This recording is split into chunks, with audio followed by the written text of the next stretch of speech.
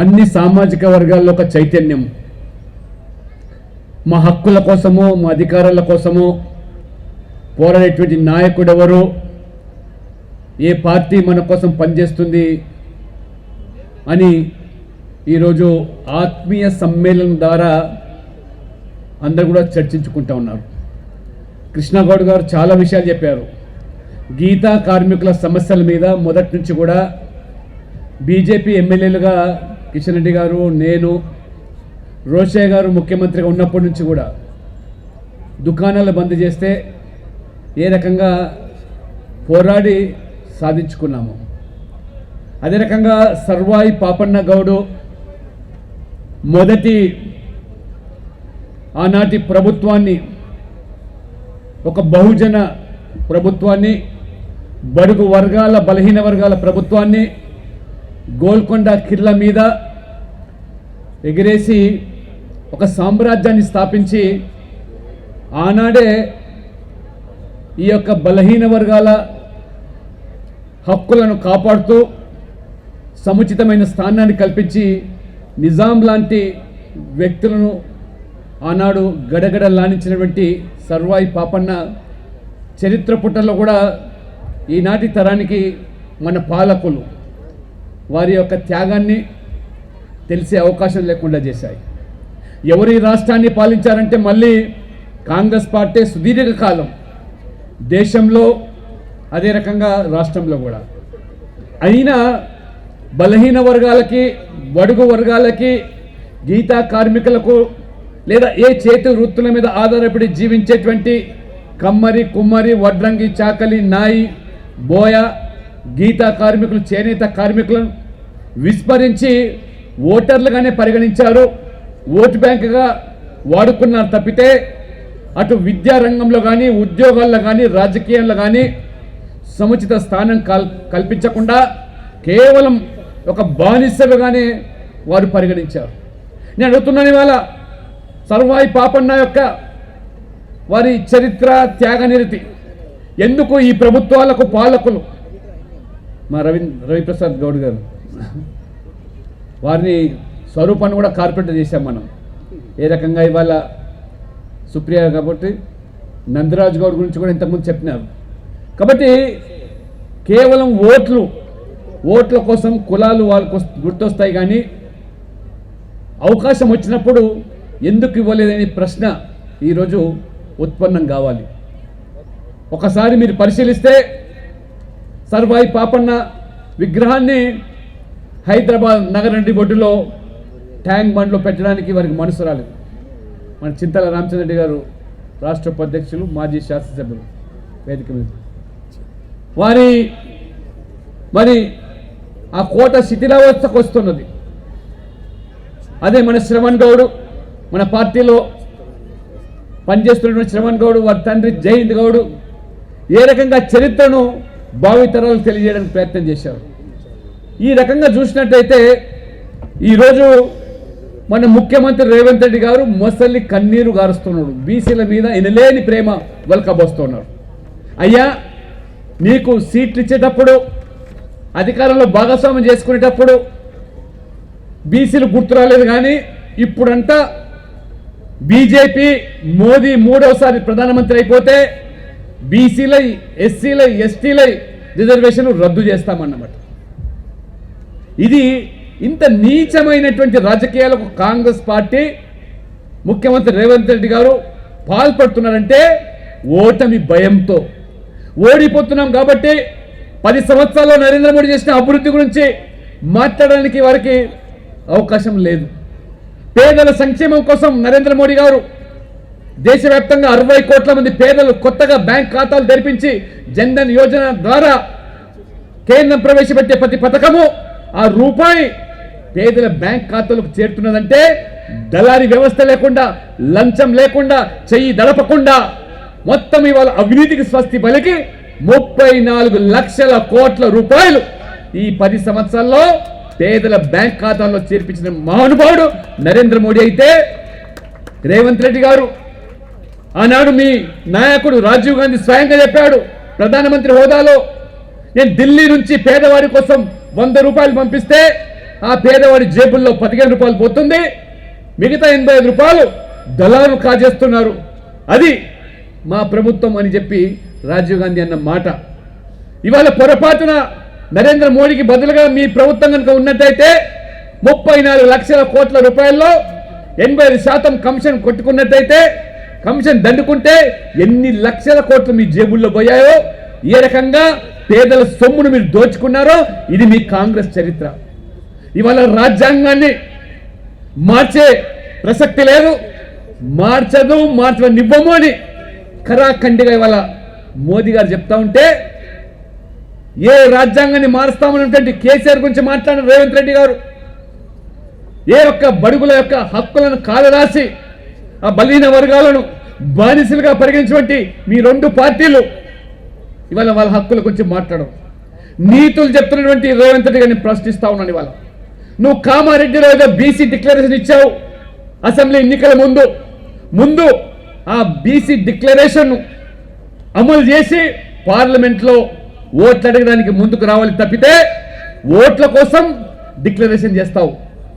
అసెంబ్లీలో నమ్మి ఓట్లేసి గెలిపించారు, మిమ్మల్ని ఎమ్మెల్యేలు చేశారు, నిన్ను ముఖ్యమంత్రిని చేశారు. ఇవాళ మా యొక్క బీసీల యొక్క ఏదైతే నీవు డిక్లరేషన్లో ఆనాడు ప్రస్తావించావో వాటి గురించి వాళ్ళ బీసీ సప్లాన్ అన్నావు, చట్టబద్ధత తీసుకొస్తాన్నావు. అసెంబ్లీలో చర్చ కూడా రాలేదే, 100 రోజులు దాటిపోయిందే, బీసీల గురించి చర్చ కూడా నువ్వు చేయకపోయినావే. 5 సంవత్సరాల్లో 1,00,000 కోట్ల రూపాయలు, 52% ఉన్న బీసీ జనాభా వాళ్ళ సంక్షేమం కోసము 1,00,000 కోట్లు ఖర్చు పెడతానని చెప్పావు. 5 సంవత్సరాల్లో 1,00,000 కోట్లు అంటే సంవత్సరానికి 20,000 కోట్లు ఖర్చు పెట్టాలి. 20,000 కోట్ల బడ్జెట్ పెడితే మన గీతా కార్మికుల యొక్క వారి ఉపాధి కోసం, లేదా వారి వ్యాపార కోసం, లేదా వారు వనాలు చెట్లు పెంచుకోవడానికి కోసం 5 ఎకరాల భూమి ప్రభుత్వం పంపిణీ చేయడానికి సొసైటీల పేరు మీద దోహదపడేది కదా. కానీ నువ్వు మొన్న బడ్జెట్లో ప్రవేశపెట్టింది ఎంత అంటే 8,000 కోట్లు మాత్రమే ప్రవేశపెట్టావు. ఖర్చు పెట్టేది ఎంతో ఆ దేవుడు తెలుసు. ఇది నువ్వు మాట తప్పిన రేవంత్ రెడ్డి గారు. ఇంకేమన్నావు, ఎంబీసీల కోసం ప్రత్యేక మంత్రిత్వ శాఖ, అంటే బీసీలలో అత్యంత వెనుకబడ్డటువంటి సామాజిక వర్గాల కోసం ప్రత్యేక ఎంబీసీ మంత్రివర్గాన్ని ఏర్పాటు చేస్తామని చెప్పాం. ఎక్కడ పోయింది వాళ్ళ నీ మంత్రివర్గం ఎంబీసీ? అంతేకాదు స్థానిక సంస్థల్లో బీసీల కోసం 42% రిజర్వేషన్లు కల్పించి సర్పంచ్లను, ఎంపీటీసీలను, జడ్పీటీసీలను, కౌన్సిలర్లను, కార్పొరేటర్లను, మున్సిపల్ చైర్మన్లను, మండల చైర్మన్లను, జిల్లా పరిషత్ చైర్మన్ చేస్తానని చెప్పిన నీవు ఇవాళ మాట కూడా ఇవాళ ఊసెత్తకుండా నేను మళ్ళీ పార్లమెంట్లో గెలిపించండి, జూన్లో ఎన్నికలు పెడతాను లోకల్ బాడీస్లో అంటే ఓట్ల కోసం నీ కార్యకర్తలు ఎవరు సిద్ధంగా లేరు కాబట్టి, ఓడిపోతున్నావు కాబట్టి కార్యకర్తలు ఉసిగొల్పడానికి నువ్వు పనిచేయి, రేపు నేను కౌన్సిలర్ చేస్తాను, సర్పంచ్ చేస్తాను, ఎంపీటీ చేస్తాను అని మభ్యపెట్టి మోసపుచ్చే కార్యక్రమం. నిజంగా 42% అమలు చేయాలంటే నువ్వు ఎందుకు ఇవాళ అసెంబ్లీలో దాన్ని ఇవాళ బిల్లు చట్ట రూపంలో తీసుకురాలని చెప్పి వాళ్ళ మేము ప్రశ్నిస్తూ ఉన్నాం. ఇవాళ ఈ రకంగా అడుగడుగున దగా మోసం. అసలు కాంగ్రెస్ పార్టీ బీసీల ద్రోహి. బీసీల హక్కులను హరింపజేసిందంటే నెహ్రూ నుంచి మొదలుకుంటే రాజీవ్ గాంధీ, రాహుల్ గాంధీ వరకు కూడా. ఆనాడు డాక్టర్ బాబాసాహెబ్ అంబేద్కర్ బీసీల అభ్యున్నతి కోసం, సంక్షేమం కోసం ఒక కమిషన్ ఏర్పాటు చేసి ఎస్సీ ఎస్టీ తరహా వాళ్ళు కూడా అవసరమైన మేరకు విద్యా ఉద్యోగాల రిజర్వేషన్ కల్పించాలంటే ససేమీర్ అన్నాడు నెహ్రూ గారు ప్రధానమంత్రిగా. రాజీనామా చేస్తానని అంబేద్కర్ బెదిరిస్తే అప్పుడు ఒక కాకా కలేకర్ కమిషన్ ఏర్పాటు చేసి ఆ కమిషన్ నివేదిక వచ్చిన తర్వాత పార్లమెంట్లో చర్చ పెట్టకుండా కనీసం 17 సంవత్సరాలు నువ్వు ప్రధానమంత్రిగా ఉన్నావు, చివరికి దాన్ని బుట్టదాఖలు చేసావు, చెత్త బుట్టలో పడేసావు. అంటే బీసీలంటే నీకు ఎంత చులకనో అది నెహ్రూ గారు నరనరాన వారు జీర్ణించుకున్నటువంటి అహంకారం. అది ఇందిరాగాంధీ వచ్చింది, ఏ కమిషన్ లేదు. కానీ మొరార్జీ దేశాయ్ జనతా పార్టీ బీజేపీ మద్దతుతో మండల్ కమిషన్ వేస్తే, ఆ మండల్ కమిషన్ సిఫార్సు చేస్తే మళ్ళీ అర్ధాంతరంగా ప్రభుత్వం పడిపోతే దాని మీద చర్చ లేదు. ఇందిరాగాంధీ ప్రధానమంత్రి అయింది, 16 సంవత్సరాలు ప్రధానమంత్రి ఉన్నది, ఏనాడు కూడా మండల్ కమిషన్ గురించి మాట్లాడలేదు. మళ్ళీ విపి సింగ్ వచ్చిన తర్వాత జనతాదళ్ బీజేపీ మద్దతుతో మండల్ కమిషన్ సిఫార్సు పార్లమెంట్లో చర్చ పెడితే 27% మన బిడ్డలకు విద్యా సంస్థలు రిజర్వేషన్లు, కేంద్ర ప్రభుత్వ ఉద్యోగాల్లో రిజర్వేషన్లు ప్రవేశపెడితే రాజీవ్ గాంధీ ప్రతిపక్ష నాయకుడు. ఆనాడు ఇదే రాజీవ్ గాంధీ ఈ బీసీల పేరు మీద రిజర్వేషన్లు 27% ఇవ్వడానికి వీల్లేదు, ఈ దేశం ముక్కలైపోతుంది కులాల పేరు మీద రిజర్వేషన్లు ఇస్తే, కాబట్టి ఇవ్వడానికి వీల్లేదు అడ్డుకున్నది, అడ్డుపడ్డది పార్లమెంట్లో అది రాజీవ్ గాంధీ, అది కాంగ్రెస్ చరిత్ర. విపి సాతే ఒక తీర్మానం చేశాడు, ఏమని?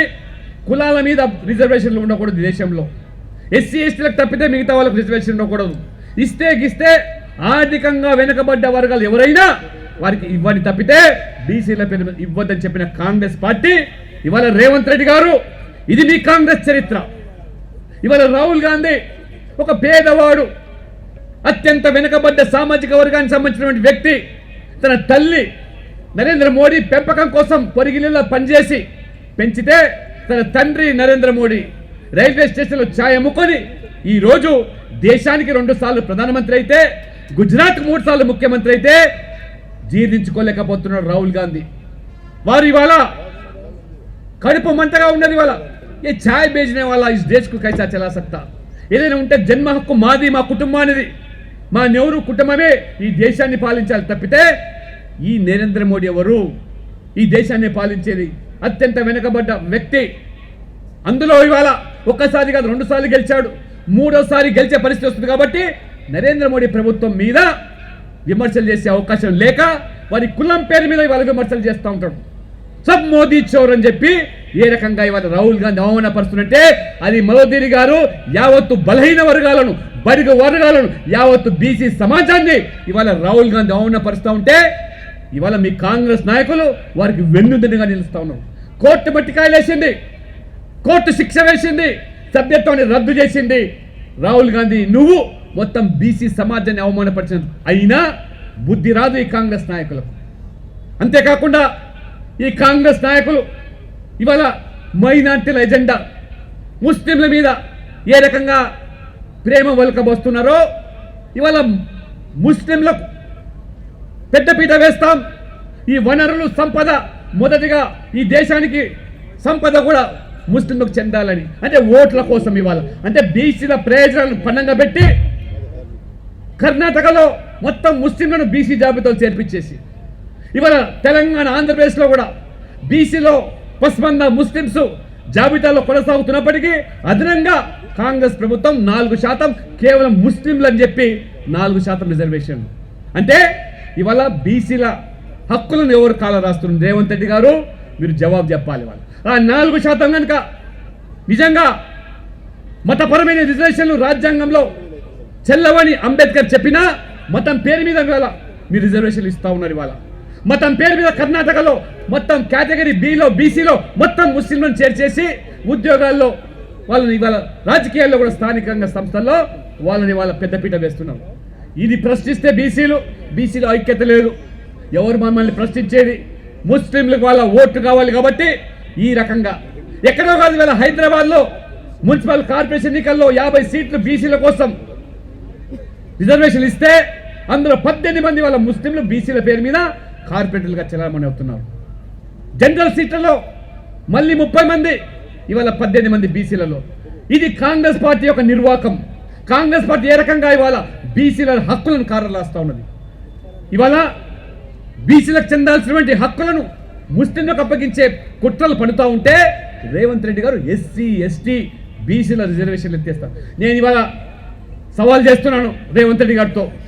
2014 ముందు, 2014 తర్వాత, మోదీ గారు రాకముందు, మోదీ గారు వచ్చిన తర్వాత బీసీ ఎస్సీ ఎస్టీ ఏ రకంగా ప్రాతినిధ్యం కల్పించింది విద్యారంగంలో, ఉద్యోగాల్లో, రాజకీయాల్లో ఒకసారి చర్చకు సిద్ధంగా ఉన్నావా రేవంత్ రెడ్డి గారిని ప్రశ్నిస్తూ ఉన్నాను. ఇవాళ 2014 ముందు మీరు ఎస్సీ ఎస్టీలను కూడా చివరికి డాక్టర్ బాబాసాహెబ్ అంబేద్కర్ గారు కూడా అవమానపరిచి నెహ్రూ గారు పార్లమెంట్లో అడుగు పెట్టకూడదు అని చెప్పి పార్లమెంట్ ఎన్నికల్లో పోటీ చేస్తే ఓడించిన చరిత్ర మీ కాంగ్రెస్ పార్టీది, నెహ్రూది.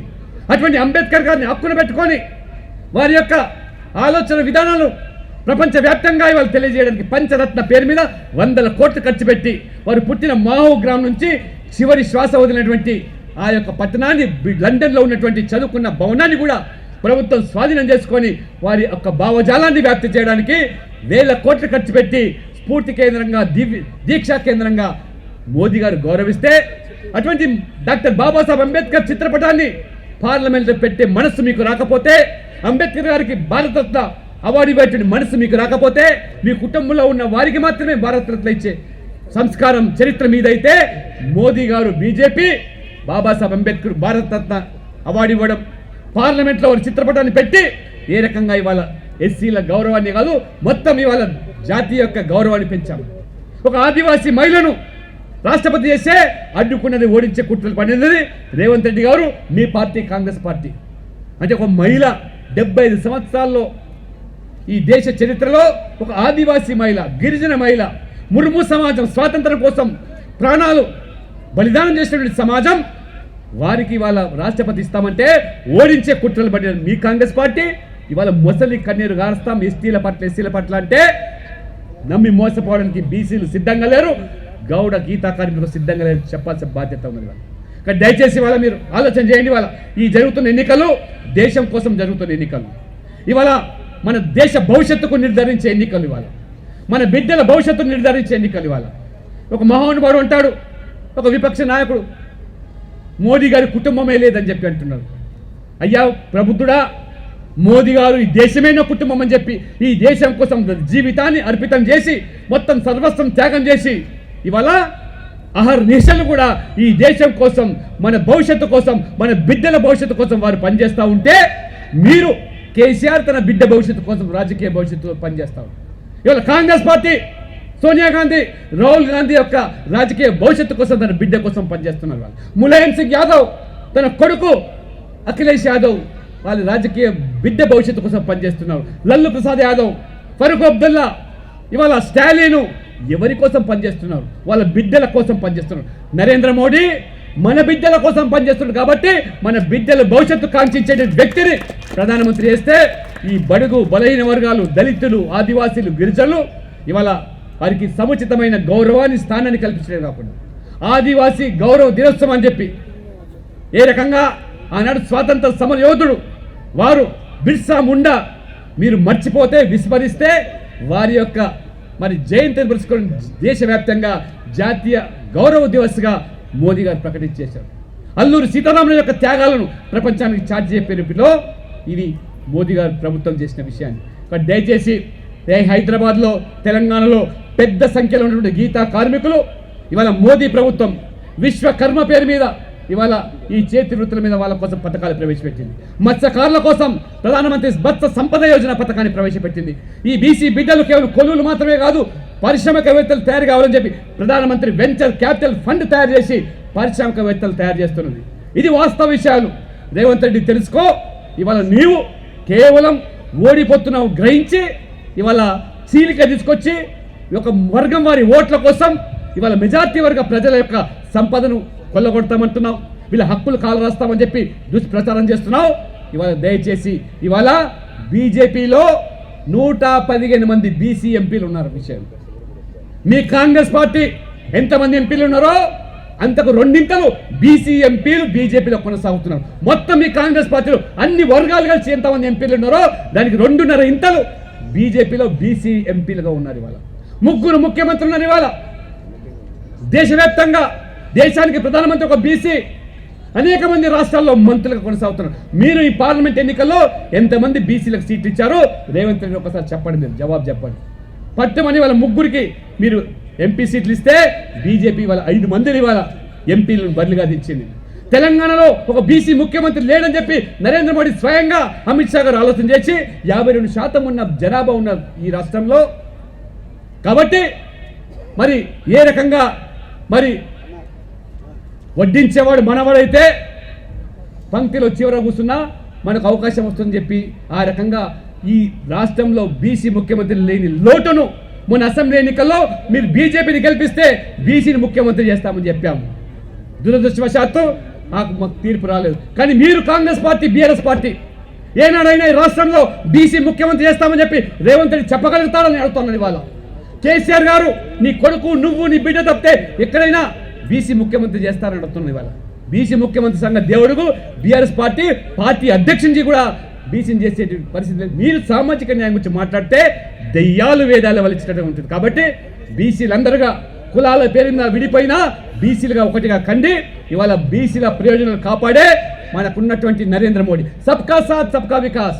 బీసీలు ఎస్సీలు ఎస్టీలే కాకుండా అగ్రవర్ణాల్లో ఉన్న పేదలకు కూడా రిజర్వేషన్లు కల్పించినటువంటి మొదటి ప్రభుత్వం మొదటి ప్రధానమంత్రి నరేంద్ర మోడీ అనే విషయాన్ని రేవంత్ రెడ్డి గారు రాహుల్ గాంధీ తెలుసుకుంటే బాగుంటుంది. తప్పితే ప్రజలను తప్పుదో పట్టించడానికి బీసీల ఎస్సీల ఎస్టీల రిజర్వేషన్ రద్దు చేస్తామని ఈ రకంగా ప్రచారం చేయడం ఈరోజు ఈ సమాజం ఏమాత్రం కూడా విశ్వసించదని, మీరు గ్యారెంటీలు ఇచ్చిన హామీలు నెరవేర్చకుండా ఈ రకమైనటువంటి తప్పుడు ప్రచారం చేస్తే రేపు జరగబోయే ఎన్నికల్లో కాంగ్రెస్ పార్టీ ఓడిపోవడం ఖాయం. కాబట్టే తప్పించుకునే మార్గాల కోసం ఇవాళ రేవంత్ రెడ్డి వెతుకుతున్నాడని చెప్పి మీకు అందరు కూడా తెలియజేస్తూ, గీతా కార్మికులు ఇవాళ హైదరాబాద్లో తెలంగాణలో కిషన్ రెడ్డి గారు ఎమ్మెల్యేగా ఉన్నప్పుడు ఏ రకంగా మీ హక్కుల కోసం పోరాటం చేశారు, ఇవాళ పార్లమెంట్ అభ్యర్థిగా కేంద్ర మంత్రిగా ఇవాళ సమాజంలో అన్ని వర్గాలకు అందుబాటులో ఉండే వ్యక్తిగా నరేంద్ర మోడీ ఆశీస్సులతో మన మధ్యలో ఉంటాడు. కాబట్టి మీరు వేసే ప్రతి ఓటు నరేంద్ర మోడీ ప్రధానమంత్రి చేయడానికి దోహదపడుతుంది. కాబట్టి